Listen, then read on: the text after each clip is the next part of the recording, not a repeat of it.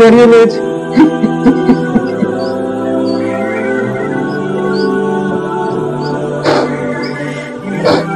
এটাই তো জীবন, বাবা মার এটাই তো বৈশিষ্ট্য।